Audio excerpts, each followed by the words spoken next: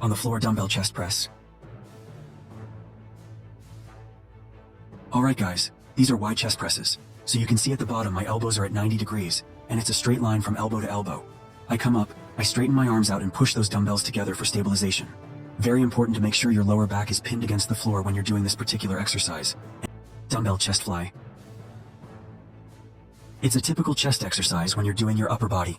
Now a fly essentially means that it's a rotation at the shoulders, and it's not a bend at the elbows, so it's not a pressing exercise. So you see what we're doing. We're extending those shoulders, and then squeezing your chest, and bringing all up together nice and vertical. Now you want to make sure that your lower back is pinned against the floor, and that you're squeezing your core, and wide dumbbell push-up. So the first thing you'll notice is by using the dumbbells, I'm keeping my wrist nice and straight. So if you've got trouble doing prone exercises, you can always use dumbbells underneath you, and it's going to help you. The other thing you want to be conscious of is look for your core control.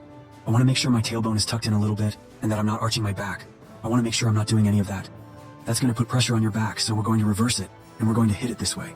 You can see my elbows are nice and wide, and my forearms are parallel at the bottom of this chest-focused exercise. Rotating dumbbell chest press. So you can see that I'm starting with my arms neutral at the bottom, and then turning and touching those dumbbells together. This is a fantastic chest and tricep exercise.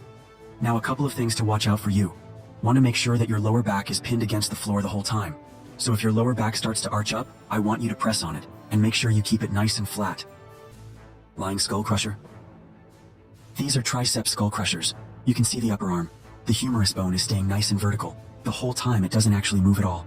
There's a bend of at least 90 degrees at the elbow. So the head is coming towards my shoulders, and then when I'm extending my arms out, it's nice and parallel, and it's all the way straight.